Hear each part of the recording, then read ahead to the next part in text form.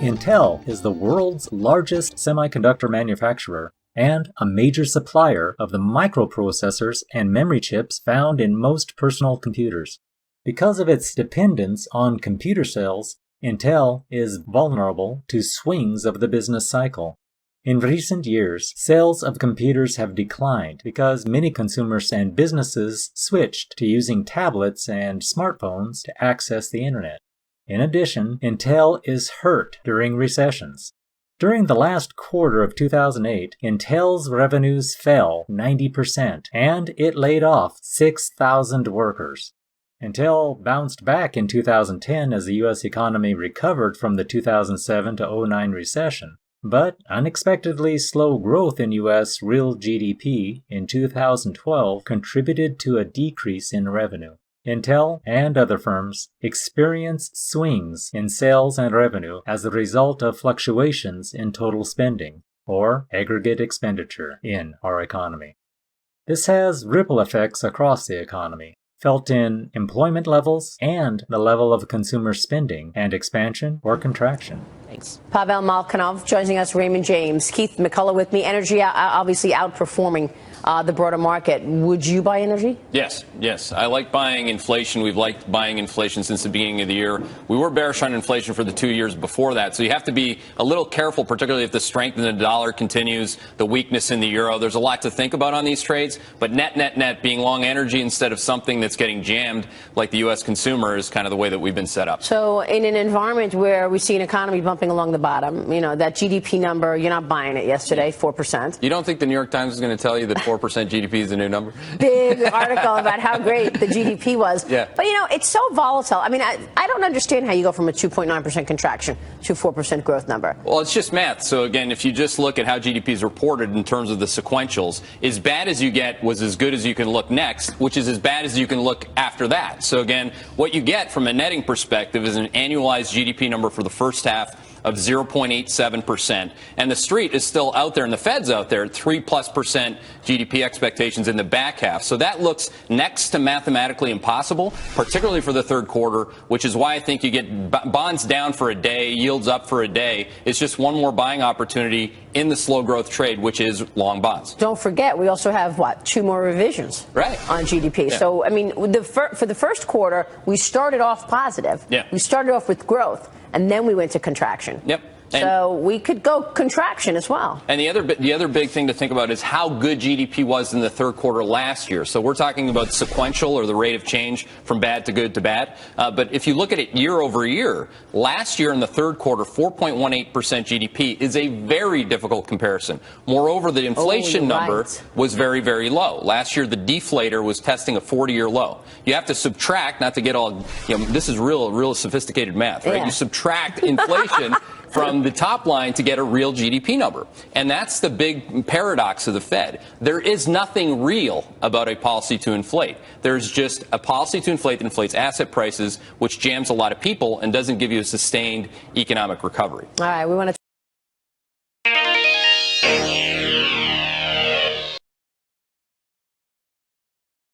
Aggregate expenditure, AE, is total spending in the economy, the sum of consumption, planned investment, government purchases, and net exports.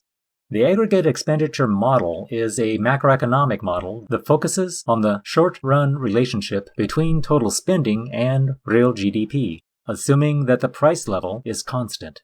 The key idea of this model is that in any particular year, the level of GDP is determined mainly by the level of aggregate expenditure. In 1936, John Maynard Keynes published The General Theory of Employment, Interest, and Money, a book that analyzed the relationship between changes in aggregate expenditure and changes in GDP. Keynes identified 4 components of aggregate expenditure that together equal GDP: consumption, C; planned investment, I; government purchases, G; net exports, NX. We say it like this: aggregate expenditure equals consumption plus planned investment plus government purchases plus net exports. But we write it with the letters AE equals C plus I plus G plus NX. In this case, AE replaces Y, or GDP, but also note, I now stands for planned investment. This is a difference from what you learned in terms of measuring the GDP. Pay attention to this one. It will serve you well. Inventories are goods that have been produced but not yet sold. For the economy as a whole, we can say that actual investment spending will be greater than planned investment spending when there is an unplanned increase in inventories. Actual investment spending will be less than planned investment spending when there is an unplanned decrease in inventories. Actual investment will equal planned investment only when there is no unplanned change in inventories. For the economy as a whole, macroeconomic equilibrium occurs where aggregate expenditure equals total production, or GDP. Keep your attention focused on the difference between GDP and AE, because the measurement is different only in respect to actual investment in GDP versus planned investment in AE. We will focus on planned investments in the economy as it relates to the business cycle, periods of expansion and contraction. When aggregate expenditure is greater than GDP, inventories will decline, and GDP and total employment will increase. When aggregate expenditure is less than GDP, inventories will increase, and GDP and total employment will decrease. Only when aggregate expenditure equals GDP will firms sell what they expected to sell. In this case, their inventories will be unchanged, and they will not have any incentive to increase or decrease production. The economy will be in macroeconomic equilibrium. When economists forecast that aggregate expenditure is likely to decline, the federal government may implement macroeconomic policies in an attempt to head off the fall in expenditure and keep the economy from falling into recession. Think about Whirlpool, making desirable products, integrating new technologies, and keeping products at the cutting edge of consumer demand.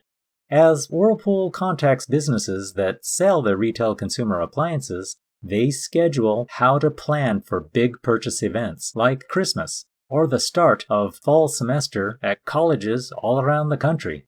Whirlpool is attuned to what retail stores are ordering for their monthly demand. They know when sales are dropping below expected levels and when demand increases. These expected demand levels guide company employment scheduling. When slowdowns are expected, the company can produce within scheduled guidelines. When they are unexpected, it means a slowdown is in effect and layoffs become a reality. Inventory changes are often an important indicator of the near future direction of GDP.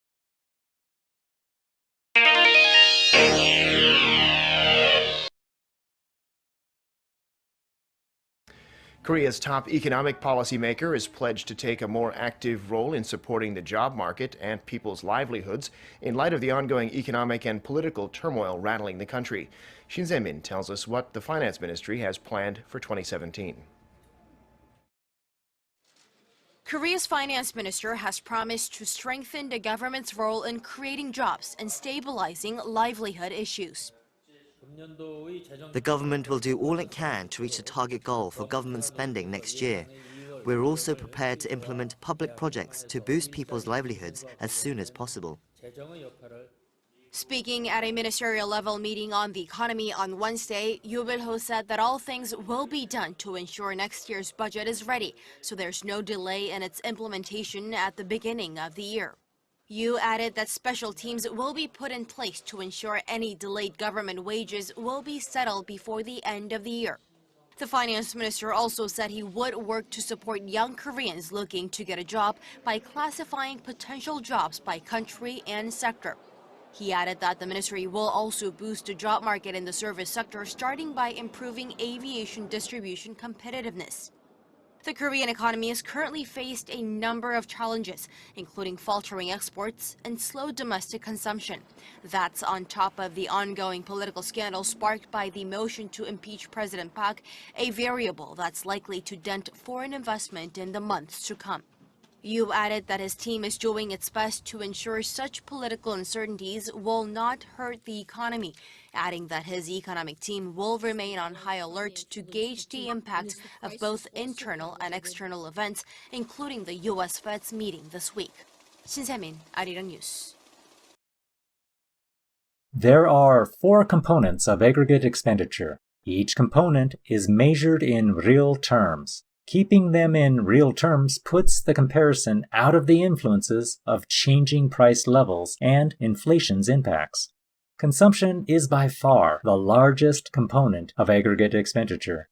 Take a look at how consumption has changed in respect to recessions in the U.S. economy. When a contraction starts, household spending drops, or at least slows until the expansion restarts. The 5 most important variables that determine the level of consumption are current disposable income, household wealth, expected future income, the price level, and the interest rate. Current disposable income starts with household income, but is affected by savings and investments. As changes in income happen, so does the household's consumption expenditures. Household wealth is determined not only by the income levels and rates of saving, but also by investments and stock and bond value. That makes the positive side of the equation. But from that comes liabilities, like mortgages, student loans, car loans, and similar financial obligations.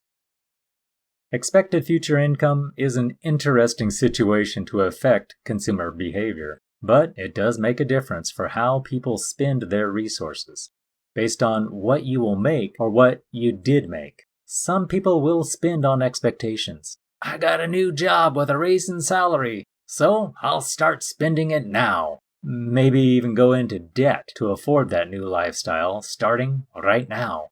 Others, like commission-based professionals, will practice consumption smoothing.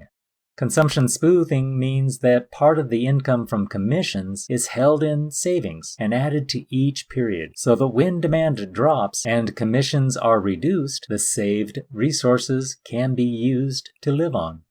As a consultant, this is the only way I have been able to survive business cycles as they contracted. Resisting the urge to splurge is important, but sometimes moderate indulgence is good. We have seen different expressions of how the markets react to business cycles, but very often prices rise from year to year. When prices climb and our salaries remain level, we are experiencing a drop in our effective incomes. The immediate impact is a reduction in real consumer spending. Remember The Wealth of Nations by Adam Smith, and how we were told that people and businesses consider self-interests when making economic choices.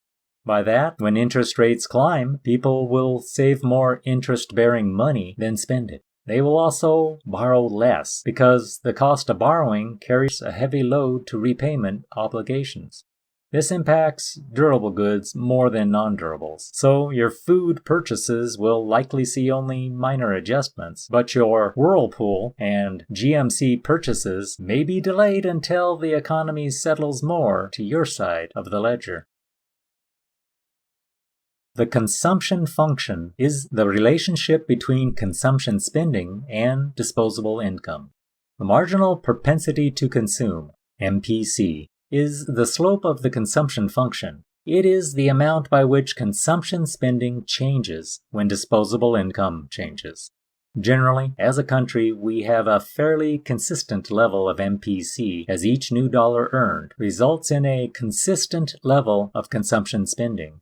This is relatively consistent for the person making $30,000 a year, who then receives a salary increase to $32,500 a year. The MPC will remain relatively consistent with the new salary. More is spent, but as a percent of the total, it remains generally the same. We can write the expression for the MPC as numerator changes in consumption, denominator changes in disposable income. That is, the change in consumption divided by the change in disposable income. Between 2002 and 2003, as a country, our MPC was about 0.97. Taken literally, it means you earned $32,000 and spent about $31,000 on consumption. Or in steps, your increase in salary by $2,500 resulted in $2,425 additional consumption spending. Consumption spending by households depends on disposable income, but we want to focus on the relationship between consumption spending and GDP. The difference between GDP and national income is small, and in this class it can be ignored. Disposable income is equal to national income plus transfer payments minus taxes. Taxes minus transfer payments are equal to net taxes, so we can write disposable income equals national income minus net taxes. This equation can be rearranged as national income equals GDP equals disposable income plus net taxes. I shared the MPC for the US in 2002 to 2003 as 97%. Now we consider how this is calculated. Look at the leftmost column to see how national income rose by $2,000 billion and consumption rose by $1,500 billion. The MPC maintained the rate of 0.75. National income rose $2,000 billion and consumption went up $1,500 billion. For the economy as a whole, national income equals consumption plus saving plus taxes. When national income increases, there must be a combination of increases in consumption, saving, and taxes. Change in national income equals change in consumption plus change in saving plus change in taxes. Using symbols where Y represents national income and GDP, C represents consumption, S represents savings, and T represents taxes, we can write Y equals C plus S plus T, and the change in Y equals change in C plus change in S plus change in T. We can assume that taxes are always a constant amount, so the following is also true. The change in Y equals the change in C plus the change in S. The marginal propensity to save, MPS, is the amount by which saving changes when disposable income changes. If we divide the previous equation by the change in Y, we get the change in Y divided by the change in Y equals the change in C divided by the change in Y plus the change in S divided by the change in Y. Or 1 equals marginal propensity to consume plus the marginal propensity to save. This equation tells us that when taxes are constant, the marginal propensity to consume plus the marginal propensity to save must always equal 1. Investment in the U.S. economy is fickle and responds to perceptions as well as measurable accounts of the economy. Look, for instance, at the drop in investment spending as the Great Recession slammed the economy. Today's recovery cycle only recaptured the real gross private domestic investment of $2,774 billion from the first quarter 2006 in the fourth quarter of 2014. That expansion was thwarted in the third quarter 2015 as it again started a downward trend. The four most important variables that determine the level of investment are 1. Expectations of future profitability. 2. The interest rate. 3. Taxes. The federal government imposes a corporate income tax on the profits corporations earn, including profits from the new buildings, equipment, and other investment goods they purchase. A reduction in the corporate income tax increases the after-tax profitability of investment spending. Investment tax incentives also increase investment spending. 4. Cash flow. Cash flow is the difference between the cash revenues received by a firm and the cash spending by the firm. Future profitability expectations are in the category of perceptions by business people as the path to making a profit is considered. When these perceptions are made in the aftermath of a recession, businesses recognize that money has been lost. Resources for new expansion are reduced, and risk-taking is avoided when possible. This is further compromised when the government is challenged to support government programs and seek new funding through increased business taxes. The potential of increased taxes on business success will lead businesses to further limit expansionary efforts. During recessions, few businesses will make investments. Some businesses operate on retained earnings and supplement it with borrowed money. The real interest rate is the clincher for business borrowing decisions. When it rises, businesses will reduce their level of borrowed funds. As we will see soon in this class, monetary policy sets the prime interest rate determined by the U.S. Federal Reserve and is a pivotal interest rate determining the availability of money and interest rate for businesses. Taxes, it has been said, are best when paid by someone else. But in the real world, governments seek money most often through the successes of businesses. Also coming soon in this class, we will talk about how fiscal policies made by the President and Congress can speed or slow the economy through taxation on businesses. Sometimes tax programs encourage investments, and sometimes they penalize businesses for making money. Businesses make money by taking risks, inventing new products and processes, and doing a better job of what they are good at. When they experience success, they can retain some earnings to reinvest in the business. This money, known as profit, is often the most critical component of cash flow to fund operations. It is the driver of business investment spending. Intel knows and feels the impacts of recessions on its business operations. In an effort to insulate the company's dependence on durable good desktop computers, Intel has shifted a portion of its investments into making processors for tablet computers and smartphones. These are considered less durable than desktop computers. They cost less. This has enabled Intel to level out its revenues through business cycles.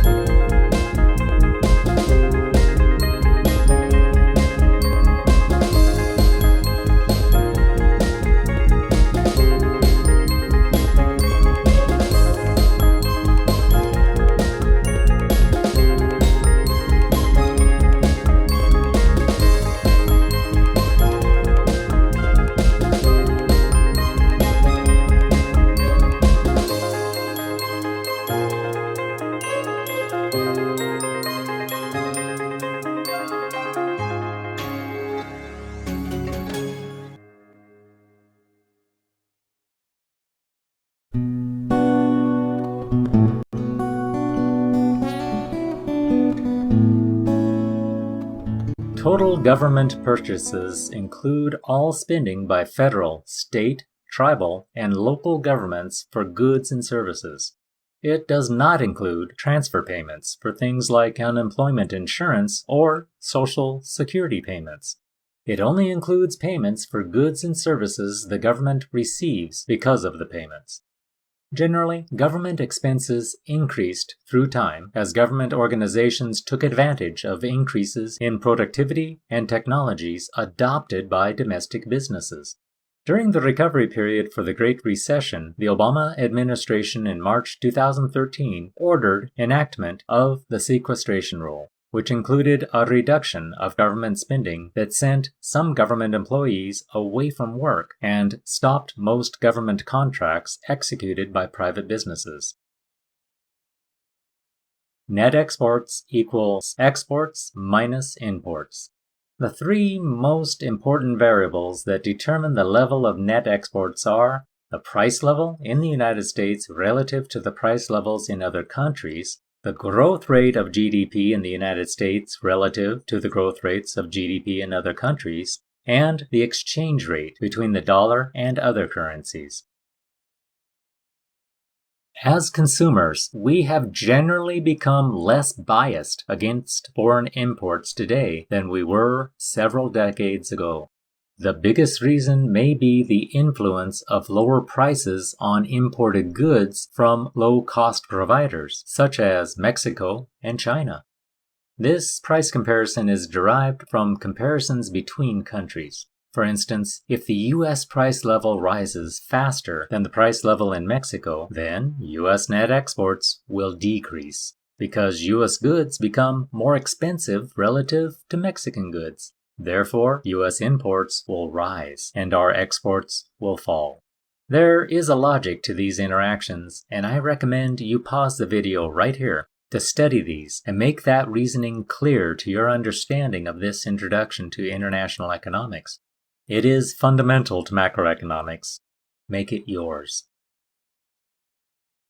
Steve Jobs of Apple Incorporated designed the iPhone and made the technology possible. He is the epitome of American entrepreneurs. He is also attuned to the risks of globalization associated with the rule of law. He was attracted to low-cost labor in several countries and the level of technology advanced in some countries. To abate his concerns with lax rule of law enforcement in other countries, Apple decided to distribute iPhone manufacture across several countries. No single manufacturer holds the full design schematic to the iPhone. China was selected as the point of final assembly. So, if China doesn't represent much of the value of manufacturing of the iPhone, what countries do? Japan, South Korea, and Germany. Together, these three countries make up over 63% of the value of the iPhone. These developed economies are masters of advanced manufacturing and have relied on shrewd business practices, along with cutting-edge technologies and smart workforce training programs to sustain their manufacturing sectors. The outcome of which is that they, not us, are adding manufacturing value to what essentially is an American invention. Does that make the iPhone a Chinese export to the USA? Most likely it is not, in the absolute sense of the definition, but for the World Trade Organization, apparently, it is.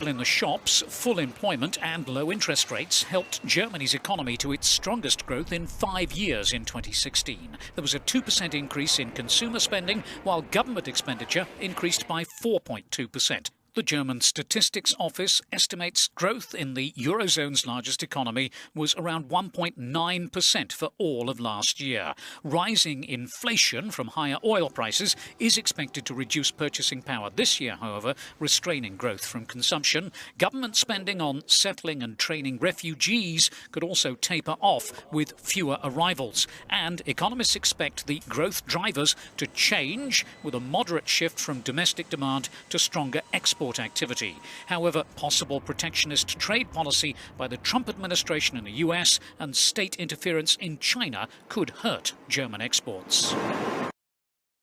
We can use a 45-degree line diagram to illustrate macroeconomic equilibrium.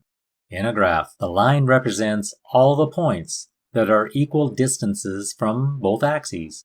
Because macroeconomic equilibrium occurs where planned aggregate expenditure equals GDP, we know that all points of macroeconomic equilibrium must lie along the 45-degree line.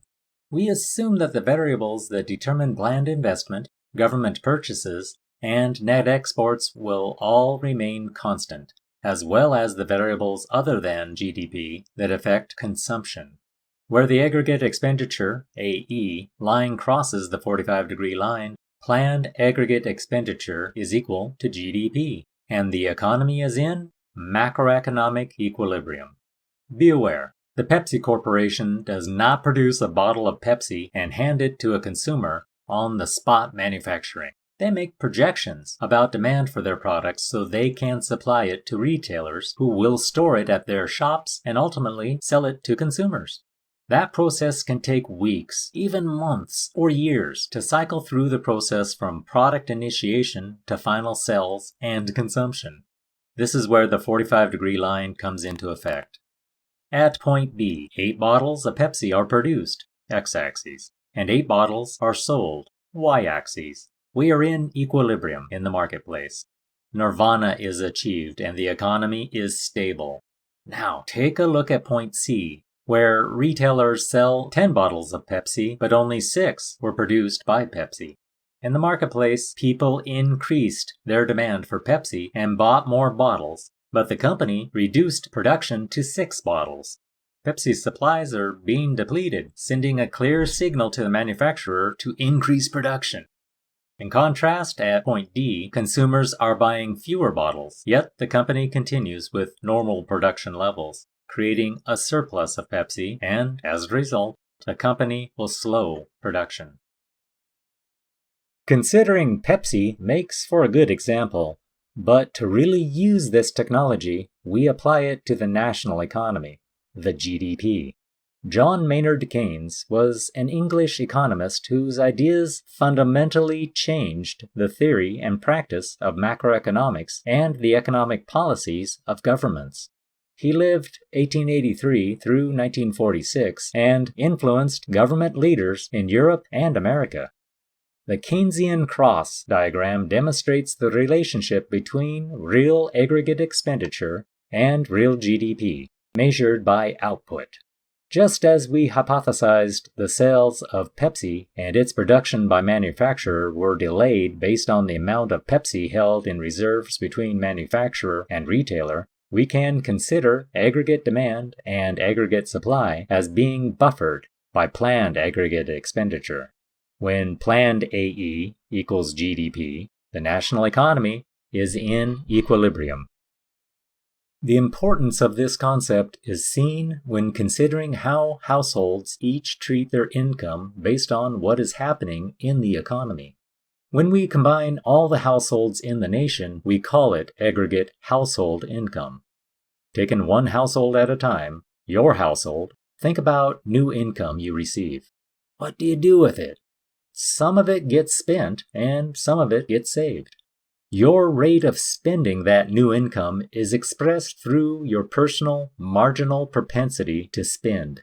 Combined with all the other households in the country, you have an aggregate expenditure rate for the GDP as consumption, C. As an aggregate number, it fits into our nexus of macroeconomics in the form of the GDP formula. Y equals C plus I plus G plus NX. Seriously, I told you this would keep coming up. Equilibrium, as expressed with the Keynesian cross, means that the left side equals the right side. We believe the Keynesian cross line represents equilibrium in the economy, so we insert actual measurements of the economy to see where the economy resides currently. We might like to be in equilibrium, but really we are generally a little out of whack, and sometimes a lot out of whack. The blue line shows current consumption in the economy. It is not a perfectly 45-degree arc, but it does intersect the Keynesian cross line. The Keynesian cross diagram, or 45-degree line diagram, shows a desired total spending, or aggregate expenditure, also called aggregate demand curve.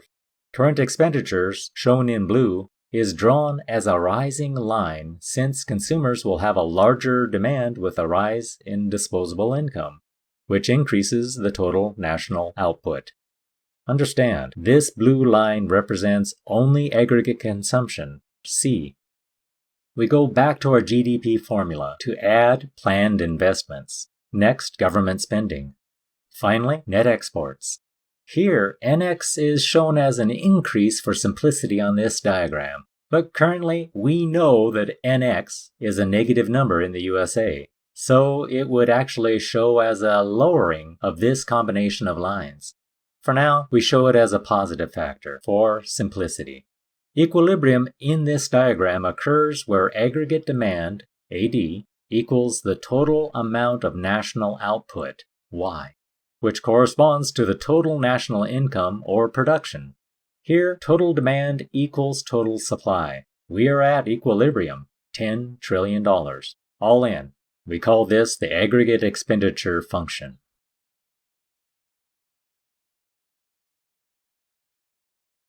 Next, we start to fiddle with it, put it out of balance. We do this because we know the economy is not always in balance. Recent memory tells us this started in the 2007 to 09 US recession, and it is still out of whack, seeking that elusive equilibrium balance. We consider what would happen if instead of $10 trillion AE, we were at $9 trillion AE. This is an unplanned decrease in inventories held by businesses. It might be Pepsi bottles and American-made automobiles, softwood lumber supplies, and everything else made in the USA known as aggregate supplies. This unplanned decrease in inventories results in businesses stepping up their production to move from the $8 trillion in real GDP to $10 trillion, where equilibrium is found. On the other side, what if AE was found at $11 trillion? It would be seen as an unplanned increase in inventories. Businesses are making more than what the market will bear, so businesses will decrease their production so consumers will catch up with their ready-made products. Businesses will slow production, often seen as employees who are laid off. It does cause the economy to slow down, but overall, equilibrium is again achieved at $10 trillion. Equilibrium can be a finicky balance. It is this way because that balance keeps the economy growing at a steady pace. The natural rate of unemployment, about 5% in our economy, is maintained while businesses expand and grow at a predictable rate. When AE is lowered or lapses into a shortfall, the result is a recession. Here we see how the economy slows from the $10 trillion real GDP down the 45-degree line to $9.8 trillion, where equilibrium is seen at $9.8 trillion real AE. The economy is slowed, and we see something very obvious that is off this graph. Unemployment increases. Whenever planned aggregate expenditure is less than real GDP, some firms will experience an unplanned increase in inventories. If firms accumulate excess inventories, then, even if spending quickly returns to its normal levels, firms will have to sell these excess inventories before they can return to producing at normal levels. They return to these normal levels by hiring workers who were laid off in the preceding recession. It takes time to return to full equilibrium. Sometimes, a lot of time. In forecasting real GDP, economists rely on quantitative models of the economy.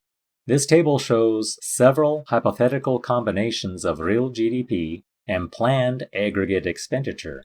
Macroeconomic equilibrium occurs when the sum of consumption, planned investment, government purchases, and net exports equals GDP. On either side of this level, above or below it, GDP will be increasing or decreasing. $10 trillion is used as an example here, but the actual level is influenced by the price level, inflation, and a host of other factors.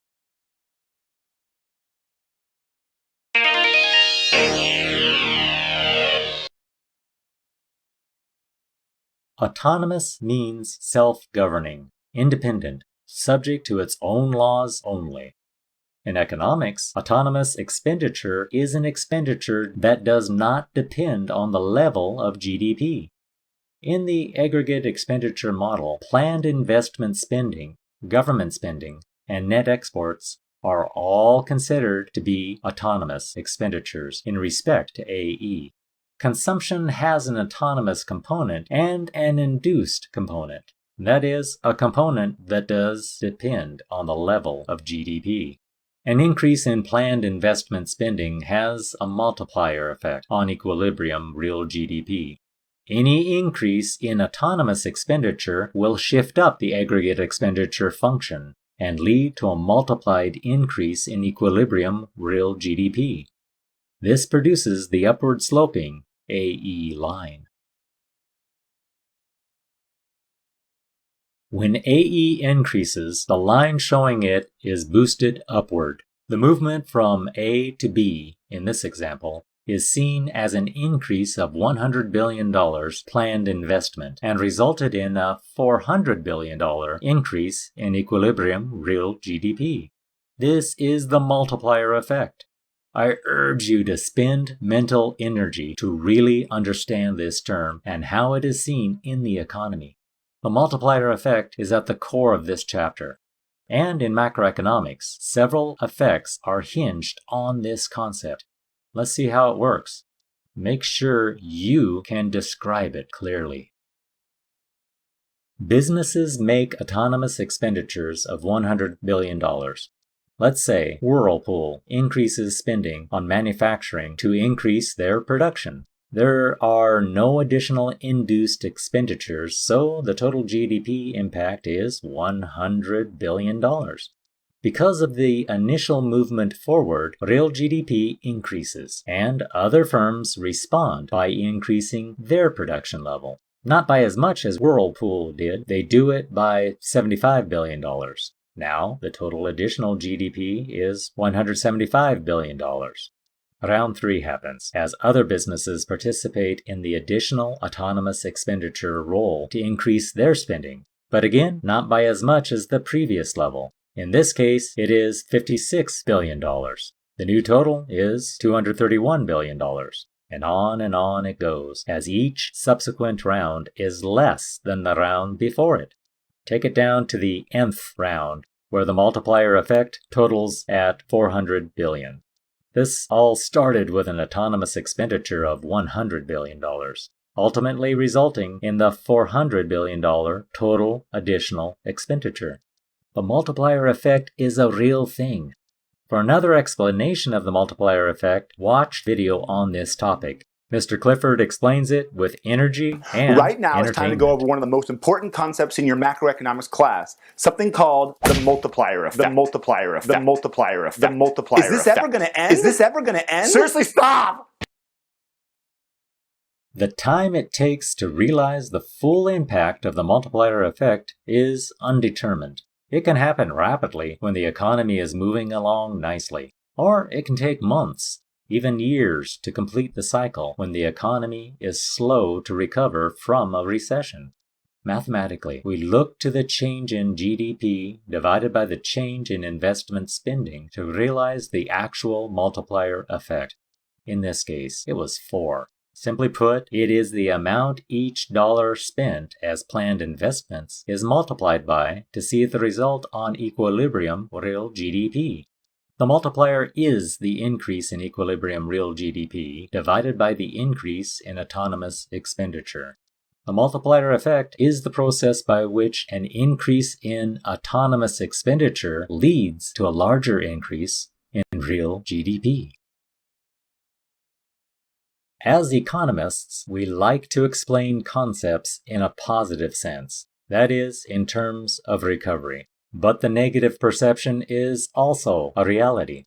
Take, for example, the Great Depression of the 1930s. In 1929, the stock market made a substantial dive, dropping value across the board. That drop in wealth by households and companies led to a decrease in aggregate expenditure by companies. People lost their jobs, businesses closed, consumption dropped to very low levels, and real GDP tanked. Consumption, investment, exports, and government spending all were reduced substantially as unemployment skyrocketed. It is the realization of the negative side of the multiplier effect. Another autonomous event happened, starting in Europe in the form of World War II. Initially, it involved U.S. manufacturing of armaments for sale to Allied forces. but then escalated to our involvement after Japan bombed Pearl Harbor in 1941. Did World War II save the USA from the fallout of the Great Depression? That would be a crass definition of the results of World War II, but it certainly helped the US economy form a financial recovery path. Can we say that the multiplier effect is always 4? Not really. We need to know how to articulate its true impacts. This is a bit of the tinkering with the numbers to see how to figure it out. We consider a series of mathematical reductions, with each next step diminishing from the previous. We use the marginal propensity to consume and the initial autonomous expenditure amount. In this example, it is $100 billion. MPC times MPC is MPC squared times $100 billion. Each next step adds an exponent value from squared to cubed to quadru to quintic, and so forth. These are compressed into a simplified expression for the change in GDP. Factor out the $100 billion so we can apply any autonomous expenditure we consider. Since we know MPC is less than 1, the multiplier becomes 1 over 1 minus MPC. There are 4 key points about the multiplier effect. First, the multiplier effect occurs both when autonomous expenditure increases and when it decreases. Second, the multiplier effect makes the economy more sensitive to changes in autonomous expenditure than it would otherwise be. Third, the larger the MPC, the larger the value of the multiplier. And 4, the formula for the multiplier is oversimplified because it ignores real-world complications, such as the effect that increasing GDP can have on imports, inflation, interest rates, and individual income taxes. We consider it here to give you a basis for understanding how it all comes together. We can tweak the limiting assumptions, but we have time for that after we know the basis for it. In the short run, if households save more of their income and spend less of it, aggregate expenditure and real GDP will decline. John Maynard Keynes argued that if many households decide at the same time to increase their saving and reduce their spending, they make themselves worse off by causing aggregate expenditure to fall, thereby pushing the economy into a recession. The lower incomes in the recession might mean that total saving does not increase, despite the attempts by many individuals to increase their saving. Keynes referred to this outcome as the Paradox of Thrift. From my perspective, as an economist, a college professor, a businessman, and a father dedicated to his grandchildren, I feel the Paradox of Thrift firsthand. We have discussed how people will save more of their money during a recession as opposed to spending it, or going into debt when the economy is constricting. This is a feature of the Paradox of Thrift, as our entire economy feels the contractions lingering after the 2007 to 2009 Great Recession.